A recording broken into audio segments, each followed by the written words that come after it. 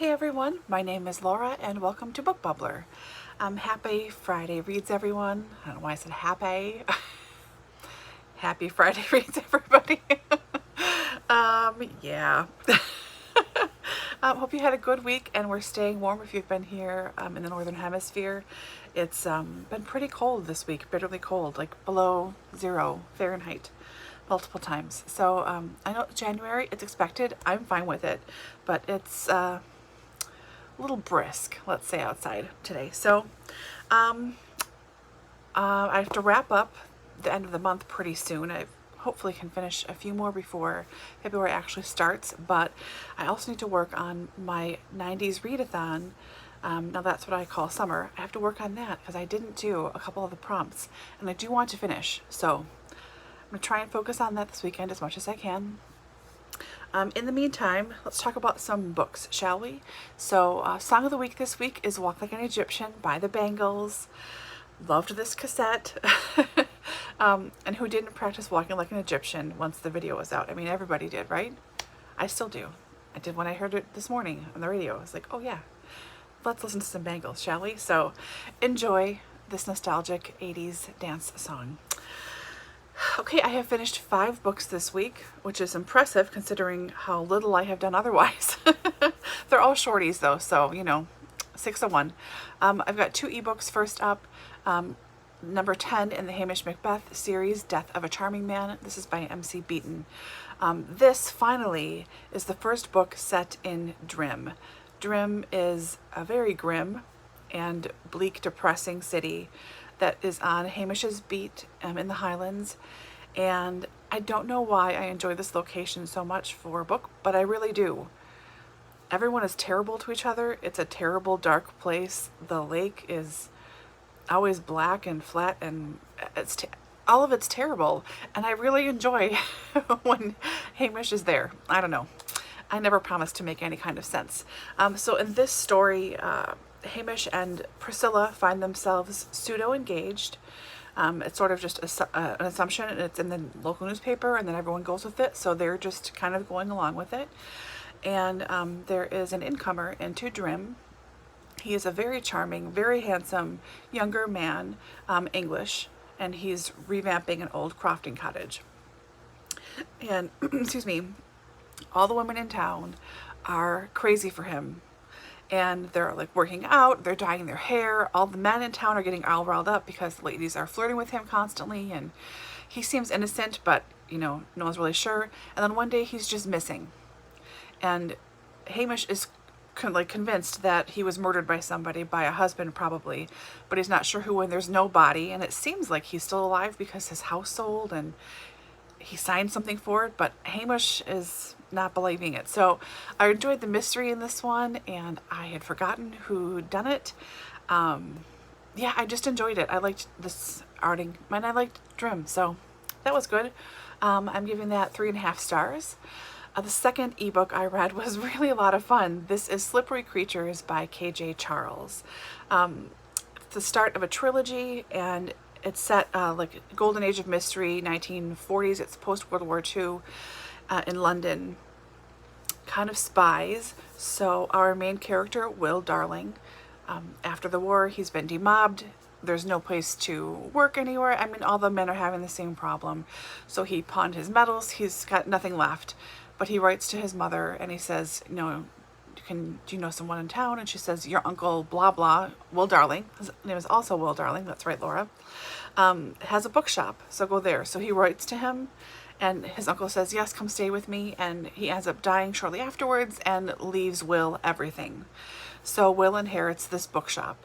It's a total disaster. It seems like nothing is in place. It's about 40,000 books, he thinks, and he's like, what am I doing with my life? But at least I have a place to stay. It's safe. And then these creepy guys come over, and they're like, Will Darling, yes, do you have this thing we're looking for, Draven? Like, what are you talking about? I don't know a book by that. Good luck finding something. He doesn't get it. So these are really, really bad guys. And then this other kind of MI5 guy, the War Office, comes looking for the same thing in the same day. And he's like, I don't know what he's talking about, but I don't know. So his uncle, who has passed, has some secret information that Will finds out about. And he doesn't know who to trust. Does he trust the War Office? Does he trust these bad guys? What information is it exactly? And at the same time, he also meets a new friend named Kim. His name is really like Aloysius Augustus Kimberly something, the something. He's like a lord or an earl or something, aristocracy. So they befriend each other. Kim offers to help him look for the clues, whatever. They end up having sex a couple of times, and they're starting to fall for each other. But Will, who we mostly, I mean, the story's told from his point of view, he's falling for Kim, but then he does really untrustworthy stuff, and he lies and he gets caught. So he's not sure what to do, but then there's these bad guys, and it just, like, the stakes keep getting higher and higher, and this was so much fun. So much fun. I really like Will. I really like Kim. I like their friends that exist outside their social circles. The bookshop is great. The mystery was great. I didn't know what was going to happen. It's a great mystery, a great love story. It's very frank with sex. There's no closed doors here, so if you're squeamish or you don't like the occasional swearing, this book is not for you. But I just adored it. It was so fun. I'm so thankful to my friend Richard for pointing this out to me. He's the one who turned me on to KJ Charles in the first place, and I just really enjoyed the heck out of this. So I'm looking forward to reading the second one at some point. But Slippery Creatures, go enjoy. Tons of fun. Okay, so for physical books, I've got just the 3 here. First up, Bring Your Baggage and Don't Pack Light by Helen Ellis. This is a very short book of personal humorous essays in the vein of Irma Bombeck, to date myself, or Nora Ephron, you know, that kind of a humorous thing. So she's pushing 50, and it's stories about her life, about her friends, what she and her husband are like, you know. It's good. Sorry, my nose is just so much. It's good. It's cute. I heard about this from Dani's mom at Spinelli Speaks. She kept talking about this, and Dan and I were just talking about how her mom won't stop talking about this author to both of us. So I checked this out and read it. I liked it. I didn't love it. 3 stars. It was good. There is some swearing in here too, not a ton, but there is some swearing, and yeah, I mean, it made me chuckle a couple times, made me smile, but yeah, it was fine. So there's that one. Don't know why I'm so confused now suddenly. Then I have Wake, The Hidden History of Women-Led Slave Revolts by Rebecca Hall, illustrated by Hugo Martínez. This one, I really liked the subject matter. It was very interesting. I had never heard of any of these slave revolts at all. I don't really know if I know of any slave revolts.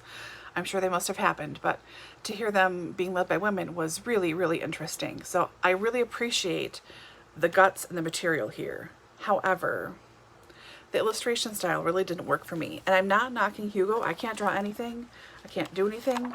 But it's very, like, see what I mean? I don't know. It's very comic book-y and very liney. I'm such a good reviewer. But, you know, so the illustration was distracting me because it didn't quite mesh with the story in my head. There's no reason why. I just didn't really like that. I don't like that style. So I would have preferred to have read a regular, like, 400-page book. Her dissertation is this, based on this, essentially. So I'd rather just read that instead of reading this. But I'm glad I read it. It's got great information in here, wonderful stories.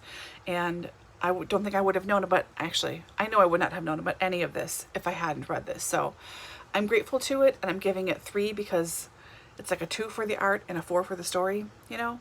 But I did enjoy it, and I think it is very much worth reading and checking out. And the last book I read this week is one I've had on my TBR for a few years, and I finally got to it. A Little Guy Lost in Translation, an illustrated compendium of untranslatable words from around the world by Ella Francis Sanders. So in 2014, there were several of these books that were out like this, and I've always wanted to read all of them, but just sort of forgot they existed.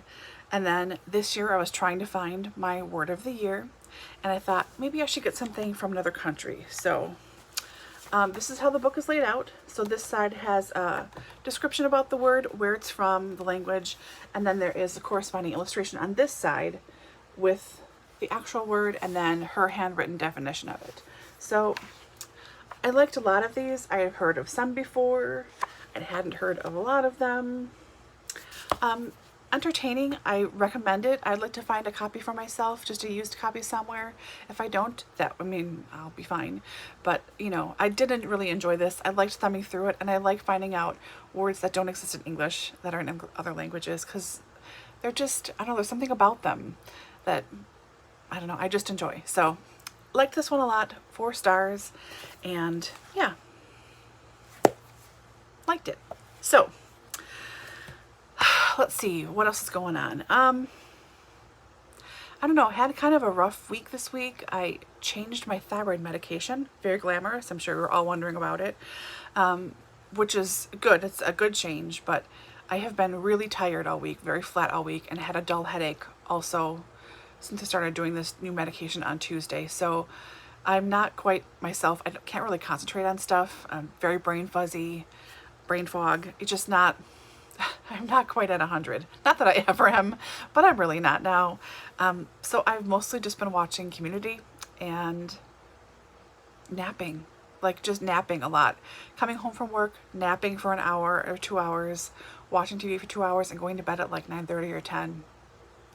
Terrible sleeping too, by the way. Tons of nightmares. I think it's all the medication, so it's not been a great time, but it's all right. I'll get past it. It's an adjustment like anything. Let's see what's coming up to work on. I'll need to do my January book haul, which is not too terrible. I mean, I think it's about 10 books, I'm going to say. So it's not terrible. I need to do my February TBR, but I'm kind of waiting to see what I get assigned in the BookTube prize. So I signed up to judge this year, just in the nonfiction area. I figured out that's all I really want to read, that I'm guaranteed I'm not going to be dragging my feet to read.